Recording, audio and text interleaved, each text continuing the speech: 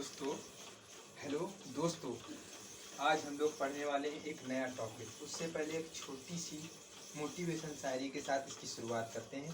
तो चलिए देखते हैं। आना जाना छोड़ चुके, आना जाना छोड़ चुके, पर्वों से नाता तोड़ चुके। आना जाना छोड़ चुके, पर्वों से नाता तोड़ चुके। रखकर पत्थर अपने दिल में, रखकर पत्थर अपने दिल में, घर से मुख अब मोड़ चुके। किसका दिल करता है यारो, किसका दिल करता है यारो, घर का सुख चैन गंवाने को, घर का सुख चैन गंवाने को। फिर भी घर हम छोड़ आए हैं, फिर भी घर हम छोड़ आए हैं, जीवन सफल बनाने को, जीवन सफल बनाने को। तो चलिए दोस्तों, हम लोग टॉपिक की शुरुआत करते हैं। आज पढ़ेंगे इस्लाम धर्म के बारे में। इस्लाम धर्म,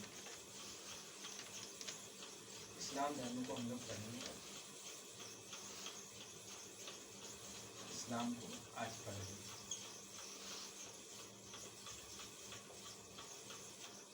दोस्तों, इसका अर्थ क्या होता है जानेंगे हम लोग इसका अर्थ। इस्लाम का अर्थ होता है अल्लाह के प्रति समर्पण।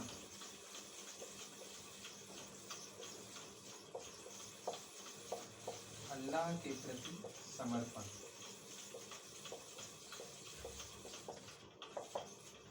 इस्लाम का अर्थ होता है दोस्तों अल्लाह के प्रति समर्पण। जो लोग अल्लाह के प्रति समर्पित होते हैं वो लोग इस्लाम धर्म को मानने वाले लोग होते हैं। तो इस्लाम धर्म को जो लोग मानेंगे वो लोग मुसलमान कहलाते हैं। वो लोग क्या कहलाते हैं दोस्तों? मानने वाले लोग, मानने वाले लोग मुसलमान। मतलब जो भी अल्लाह पर विश्वास करेगा वो मुसलमान है। जो अल्लाह पर विश्वास करेगा वो मुसलमान है। तो इसके संस्थापक कौन थे? किसने इस धर्म को मान्यता प्राप्त की? किसने इसकी स्थापना की? तो इसके जो संस्थापक माने जाते हैं, इस्लाम धर्म के संस्थापक माने जाते हैं, वो मोहम्मद साहब माने जाते हैं। मोहम्मद साहब माने जाते हैं। मोहम्मद साहब। हालांकि कुछ लोगों का और भी कुछ कहना है कि इस्लाम धर्म बहुत पहले से था, पता नहीं कब आदम होंगे उसके समय से बताते हैं लोग। इसके बारे में हमें भी ज़्यादा जानकारी नहीं है। तो हम लोगों ने जो किताबों में पढ़ा है, जो सब ज़्यादा इस समय मान्य चल रहा है, उसी पर हम लोग विश्वास करेंगे। तो क्या पढ़ा है हम लोगों ने? इस्लाम धर्म के संस्थापक जो थे मोहम्मद साहब थे। मोहम्मद साहब को ही हम प्राथमिकता देंगे। और इसके बाद में हम थोड़ा संस्थापक हैं तो इनके बारे में व्यक्तिगत परिचय भी पढ़ेंगे थोड़ा। तो मोहम्मद साहब के बारे में पढ़ते हैं हम लोग। मोहम्मद साहब के बारे में पढ़ते हैं। तो मोहम्मद साहब कौन थे इसके बारे में भी हम लोग जान ही गए हैं कि मोहम्मद साहब इस्लाम धर्म के संस्थापक थे। मोहम्मद साहब जो थे वो दोस्तों इस्लाम धर्म के संस्थापक थे। तो मोहम्मद साहब का जन्म 570 ईस्वी कब हुआ था दोस्तों? मोहम्मद साहब का जन्म कब हुआ था? 570 ईस्वी में। कहाँ हुआ था? सऊदी अरब में एक जगह है मक्का। सऊदी अरब में एक जगह है मक्का। मक्का में एक जगह पड़ता है कुरैश कबीला। सऊदी अरब, सऊदी अरब में एक जगह है मक्का, और उस मक्का में है एक कुरैश कबीला। उस कुरैश कबीला में, उस कुरैश कबीला में मोहम्मद साहब का जन्म हुआ। कब जन्म हुआ? 570 ईस्वी में जन्म होता है। और इनके बचपन का नाम क्या होता है हम लोग जानेंगे। इनके बचपन का नाम जो था, इनके बचपन का नाम, बचपन का नाम, इनके बचपन का नाम अल अमीन। अल अमीन। इन्हें बचपन में इनकी माता जी अल अमीन कहती थी। इनके बचपन में इनकी माता जी अल अमीन कहती थी। इनके पिता, इनके पिता का क्या नाम? इनके पिता अब्दुल्ला थे। इनके पिता कौन थे दोस्तों? इनके जीवन में बहुत सारी कठिनाइयाँ आई। इनके बचपन क्या, इनके जन्म से पूर्व इनके पिता चल बसे और इनके जन्म के 6 वर्ष पश्चात ही इनकी माता का भी देहांत हो गया। तो दोस्तों, इनके पिता जो अब्दुल्ला थे, इनके पिता जो अब्दुल्ला थे, जन्म से पूर्व भी इस दुनिया में नहीं रहे। जन्म से पूर्व देहांत, इनका जन्म से पूर्व ही देहांत हो गया। समझिए दोस्तों, कितना जीवन कठिनाइयों में रहा होगा कि जिसके पिता जन्म से पूर्व ही चल बसे और उनकी माता थी,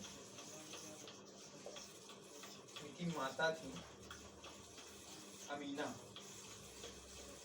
इनकी माता थी अमीना। ये 6 वर्ष पश्चात, जन्म के 6 वर्ष पश्चात, जन्म के 6 वर्ष पश्चात इनकी माता का भी देहांत हो जाता है। तो आगे देखते हैं, जन्म के 6 वर्ष पश्चात इनकी माता का भी देहांत हो जाता है। जन्म के 6 वर्ष पश्चात इनकी माता का देहांत हो जाता है। जब इनकी माता का देहांत हो जाता है तो इनका लालन पालन इनके चाचा करते हैं। इनके चाचा का क्या नाम होता है?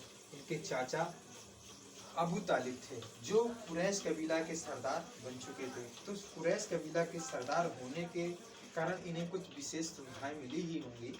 इस तरह से कुरैश कबीला के सरदार इनके चाचा थे। कुरैश कबीला के सरदार इनके चाचा थे, जिनका नाम था अबू तालिब। अबू तालिब मोहम्मद साहब के चाचा थे, जो कुरैश कबीला के सरदार थे। अब जब ये कुरैश कबीला के सरदार थे तो इन्होंने अपने भतीजे अर्थात मोहम्मद साहब का विवाह, जिन्हें बचपन में अल अमीन कहा जाता था, उनका विवाह खदीजा नाम की एक महिला से करवा दिया। खदीजा नाम की एक जो महिला थी वो विधवा हो चुकी थी, उनके पति का देहांत हो चुका था। तो उस महिला से मोहम्मद साहब का विवाह हो जाता है। वह एक धनी महिला थी, उनका नाम था खदीजा। खदीजा नाम की महिला से विवाह होता है और वो इनकी पत्नी हो। खदीजा नाम की महिला से इनका विवाह होता है और वो इनकी पत्नी हो जाते हैं। और इनकी एक पुत्री थी। जब इनका विवाह होता है खदीजा से तो एक पुत्री का जन्म होता है। पुत्री का नाम क्या था? पुत्री का नाम था फातिमा। पुत्री का नाम था फातिमा।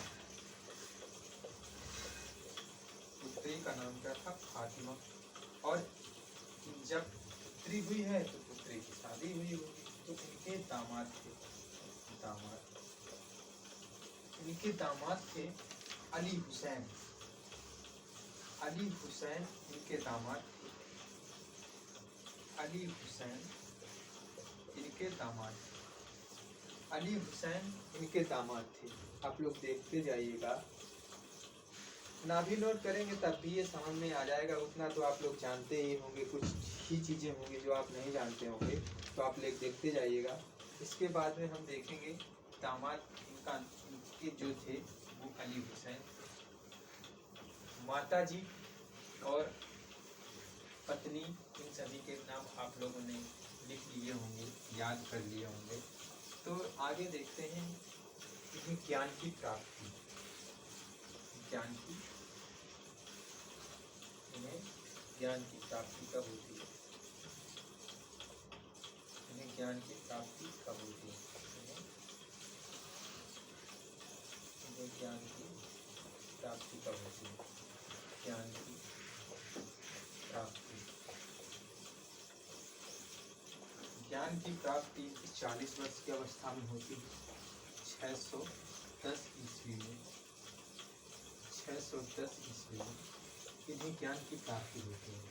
तो 610 ईस्वी में इन्हें ज्ञान की प्राप्ति होती है।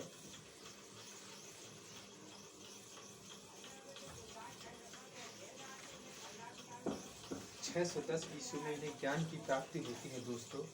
एक जगह है मक्का में, मक्का में एक गुफा है, मक्का में एक इन्हें गुफा में ज्ञान की प्राप्ति हुई। वहाँ पर कहा जाता है कि एक जिब्रियल नामक एक देवदूत आता है और इन्हें ज्ञान का बोध कराकर चला जाता है।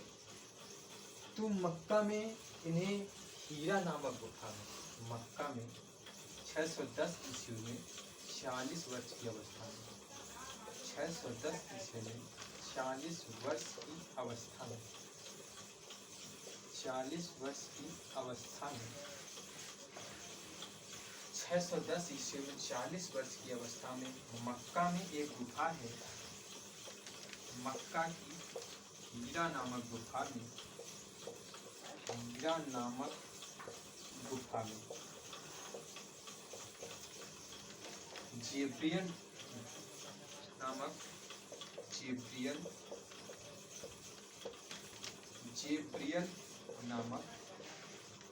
देवदूत के द्वारा, जिब्रियल नामक देवदूत के द्वारा इन्हें ज्ञान की प्राप्ति होती है। जिब्रियल देवदूत के द्वारा इन्हें ज्ञान की प्राप्ति होती है। तो 610 ईस्वी में जिब्रियल देवदूत के माध्यम से हीरा नामक गुफा में जो मक्का में है वहाँ पर इन्हें ज्ञान की प्राप्ति होती है। कहाँ पर दोस्तों? मक्का की हीरा नामक गुफा में जिब्रियल नामक देवदूत आता है। कहा जाता है दोस्तों कि कोई जिब्रियल नामक देवदूत आया और हीरा नामक गुफा में ये ध्यान मग्न थे। वहीं पर इन्हें ईश्वर के द्वारा कुछ संदेश थे, वो इन्हें बता गए और इन्हें ज्ञान की प्राप्ति हो गई।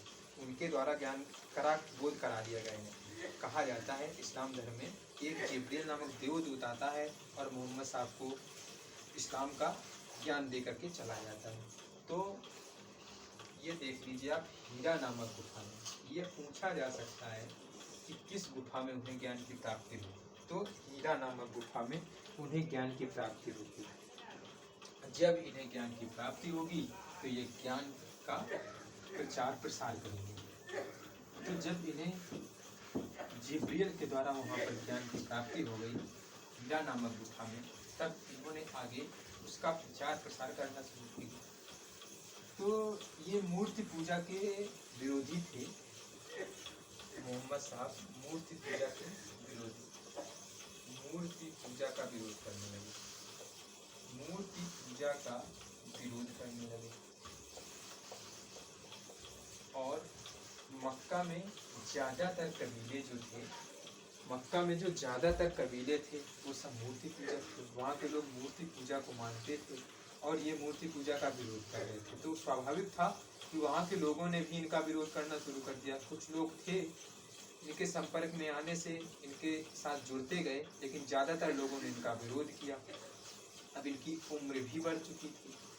तो इस तरह से वहाँ के लोग जब इनका विरोध करने लगे तब ये मक्का से मदीना चले गए। तब ये मक्का से मदीना चले गए। जब लोगों ने इनका विरोध किया तो मोहम्मद साहब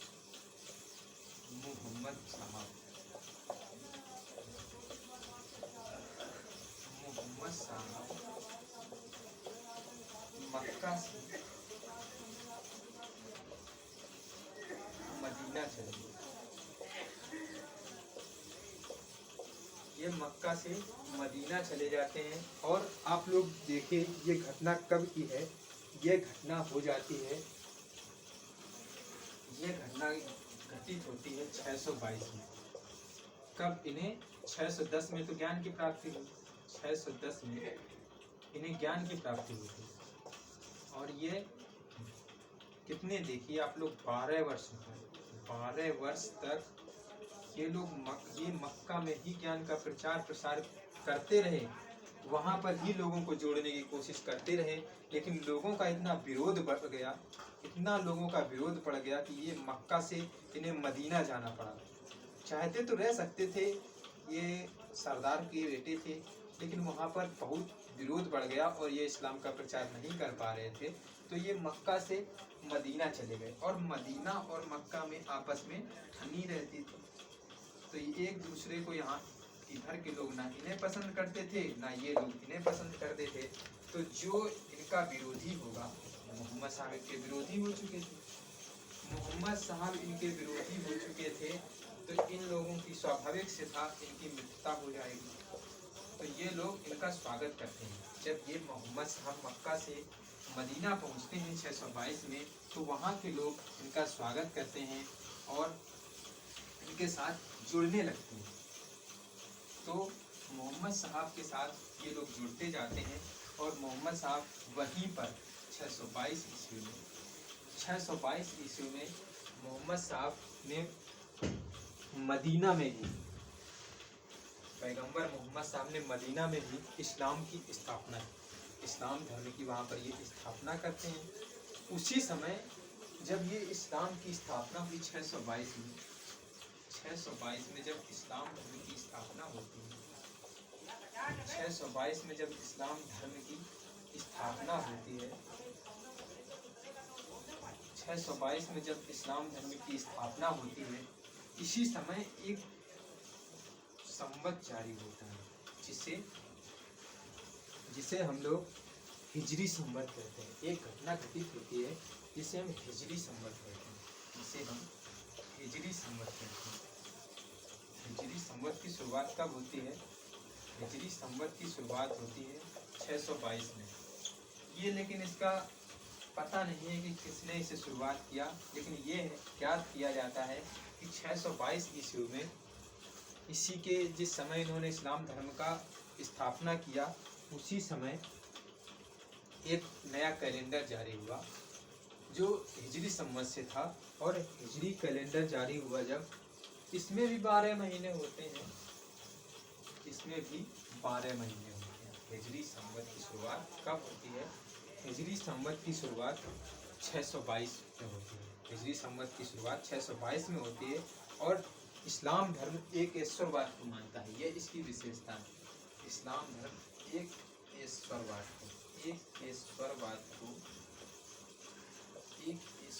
को इस्लाम मानता है, इस्लाम स्वीकार करता है।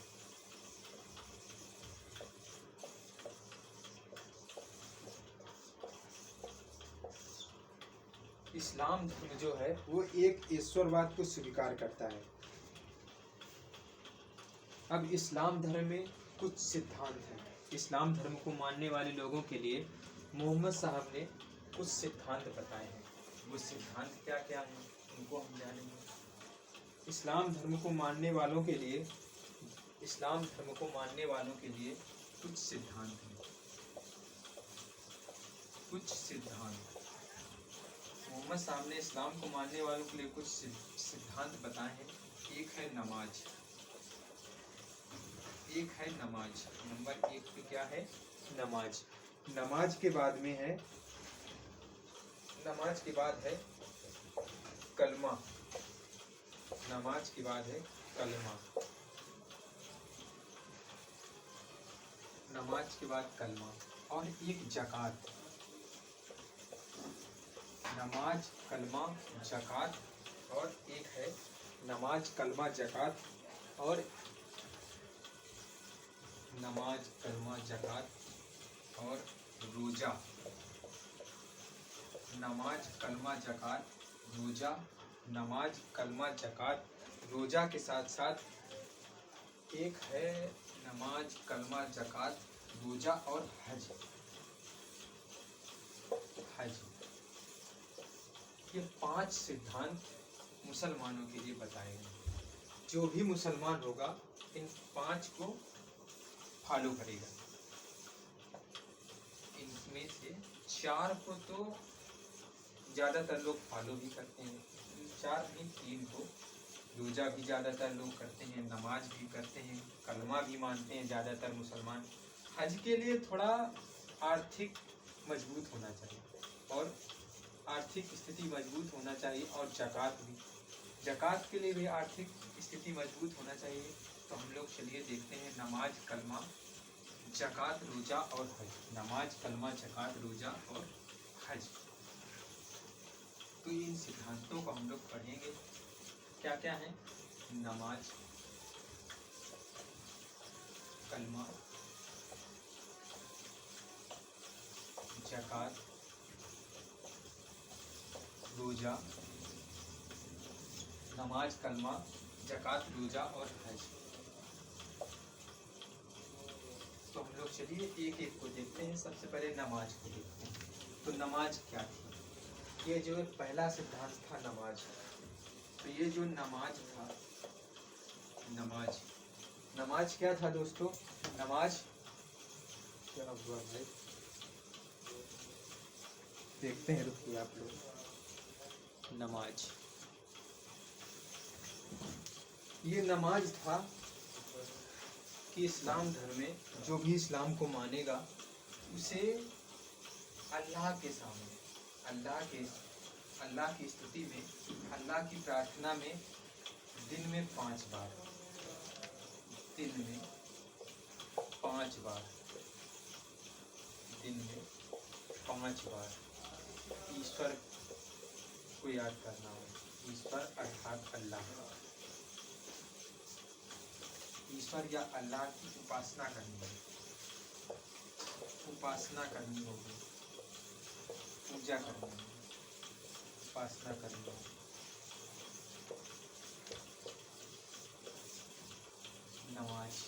नमाज के बाद में कलमा। इस्लाम में कहा गया है कि जो भी मुसलमान होगा, जो भी व्यक्ति इस कलमा पर विश्वास करेगा वो मुसलमान है। तो कलमा क्या है हम लोग पढ़ लेते हैं। कलमा है ला इलाहा, कलमा है ला इलाहा इल्लल्लाह, ला इलाहा इल्लल्लाह।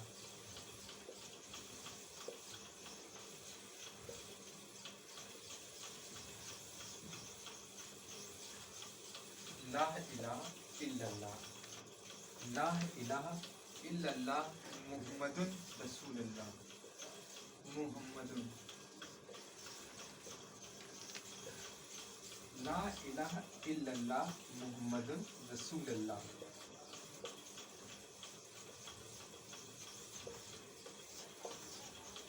कलमा क्या है दोस्तों? ला इलाहा मुहम्मदुन रसूलुल्लाह। तो जो भी इसका अर्थ होता है ईश्वर सिर्फ मोहम्मद साहब, ईश्वर सिर्फ मोहम्मद साहब, मोहम्मद साहब। इसका अर्थ होता है ईश्वर सिर्फ मोहम्मद साहब। ला इलाहा इल्लल्लाह का अर्थ है ईश्वर सिर्फ मोहम्मद साहब, अर्थात ईश्वर सिर्फ एक अल्लाह है। अर्थात इसका अर्थ निकला ला इलाहा इल्लल्लाह का मुहम्मदुर रसूलुल्लाह का अर्थ है ईश्वर सिर्फ एक है, ईश्वर सिर्फ एक है, ईश्वर सिर्फ एक है और ईश्वर सिर्फ एक है और मोहम्मद साहब इसके दूत हैं। क्या इस तरह कह लें? ईश्वर सिर्फ एक है और मोहम्मद साहब उसके दूत हैं। ईश्वर सिर्फ एक है, मोहम्मद साहब उसके दूत हैं।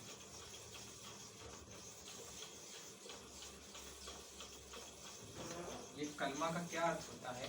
ला इलाहा इल्लल्लाह मुहम्मदुर रसूलुल्लाह। इसका अर्थ होता है ईश्वर सिर्फ एक है और मोहम्मद साहब उसके दूत हैं। ये दूसरे धर्म का खंडन ही कर देता है कि मतलब और कोई है ही नहीं है। मतलब ईश्वर वही है, जो अल्लाह है वही ईश्वर है। ईश्वर सिर्फ एक है और वो अल्लाह है और मोहम्मद साहब उसके दूत हैं। यहाँ पर लिख दीजिए अल्लाह है। मतलब कि ईश्वर सिर्फ एक है और वो अल्लाह है और जो मोहम्मद साहब है उसके दूत हैं। अर्थात मोहम्मद साहब ही हैं, जो कुछ हैं इस्लाम के पैगंबर मोहम्मद साहब ही हैं और अल्लाह ही है। कलमा हो गया। कलमा के बाद में ज़कात। नमाज, कलमा, ज़कात। तो ज़कात क्या है?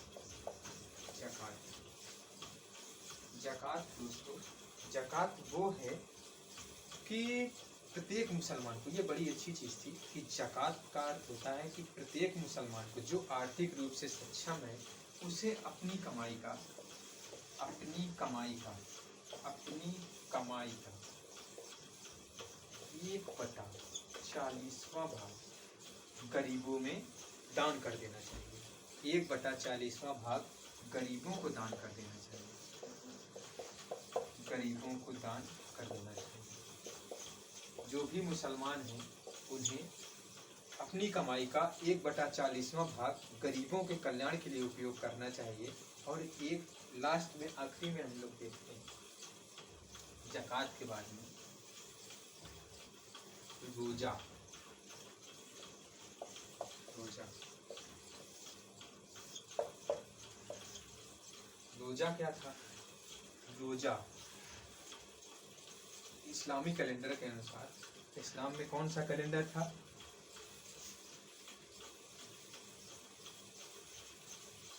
इस्लामी कैलेंडर 12 महीने का था।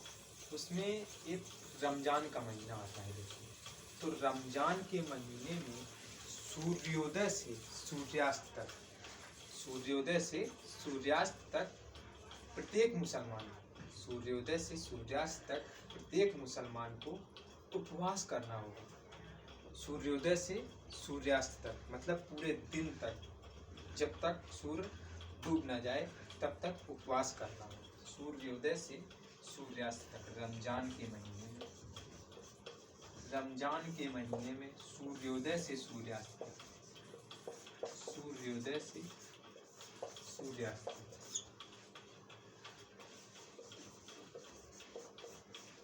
रमजान के महीने में सूर्योदय से सूर्यास्त तक उपवास करना होगा।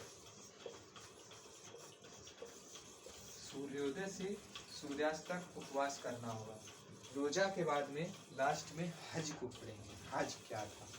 हज जो था, देखिए, हज था जो हिजरी सम्मत है, हिजरी सम्मत का जो आखिरी महीना है, हिजरी सम्मत के अनुसार, हिजरी सम्मत के अनुसार जो आखिरी महीना पड़ता है, हिजरी सम्मत के अनुसार आखिरी माह में, आखिरी माह में प्रत्येक आर्थिक रूप से सक्षम मुसलमान, आर्थिक रूप से सक्षम मुसलमान को, आर्थिक रूप से सक्षम, आर्थिक रूप से सक्षम मुसलमान, आर्थिक रूप से जो भी सक्षम मुसलमान हो उसे मक्का की यात्रा करनी चाहिए। जो भी आर्थिक रूप से संपन्न व्यक्ति हो, मुसलमान हो, उसे मक्का की यात्रा करनी चाहिए। आर्थिक रूप से संपन्न मुसलमान को मक्का की यात्रा करनी चाहिए। तो आशा है आप लोग समझ गए होंगे इस्लाम धर्म के बारे में। इस्लाम धर्म के बारे में हमने ठीक से जो भी पॉइंट हो सकते थे वो आप लोगों को बताएं। तो एक बार और शॉर्ट में देख लेते हैं कि इस्लाम धर्म में क्या था। तो इस्लाम का अर्थ था, इस्लाम का अर्थ क्या था? इस्लाम का अर्थ, इसका अर्थ था अल्लाह के प्रति समर्पण। इस्लाम का अर्थ था अल्लाह के प्रति समर्पण, अल्लाह के प्रति समर्पण। इस्लाम का अर्थ था अल्लाह के प्रति समर्पण। इसको जो मानने वाले लोग थे वो मुसलमान कहलाए। मानने वाले लोग, मानने वाले लोग क्या कहलाए दोस्तों? मुसलमान कहलाए। ये मुसलमान लोग कौन थे? जो अल्लाह के प्रति समर्पित थे वो लोग मुसलमान थे। और इस्लाम धर्म की स्थापना किसने की? इस्लाम धर्म के संस्थापक कौन थे?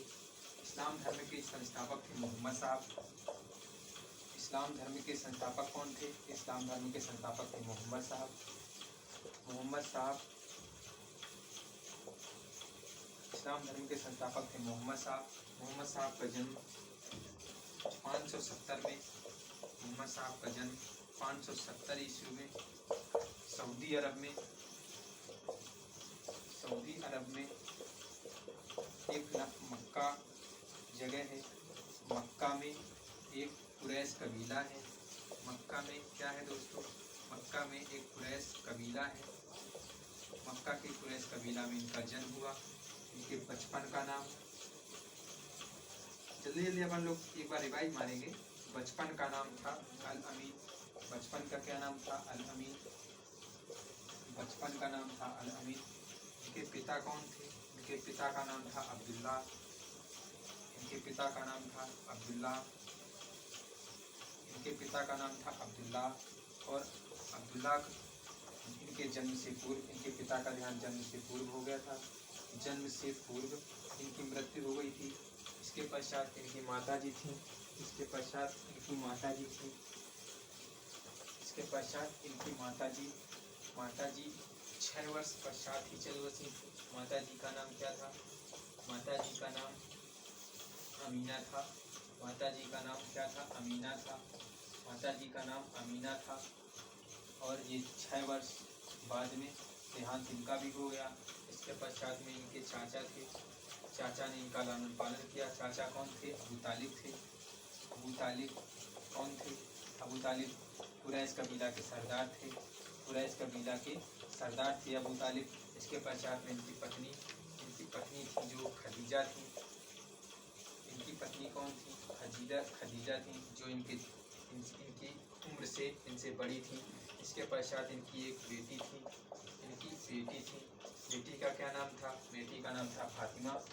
बेटी का नाम था फातिमा, जो फातिमा के हस्बैंड थे, अर्थात इनके दामाद थे। इनके दामाद थे अली हुसैन। इनके दामाद कौन थे दोस्तों? अली हुसैन थे। इनके दामाद थे अली हुसैन। और इनके कुछ अन्य नाम थे। अन्य नाम क्या क्या थे? एक नाम तो उनका बचपन का ही था, अल अमीन। इनके बचपन का नाम था अल अमीन। और एक इनका नाम था रसूल।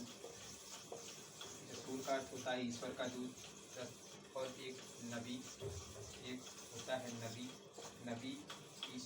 अल अमीन, रसूल, नबी। और एक नाम था पैगंबर। तो इस तरह इनके 4 नाम थे। अब इन्हें ज्ञान की प्राप्ति कब हुई? इन्हें ज्ञान की प्राप्ति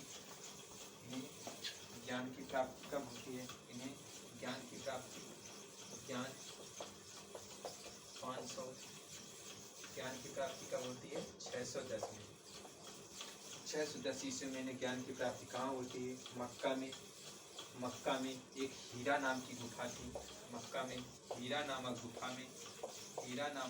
गुफा में इन्हें ज्ञान की प्राप्ति होती है दोस्तों। मक्का की हीरा नामक गुफा में इन्हें ज्ञान की प्राप्ति होती है।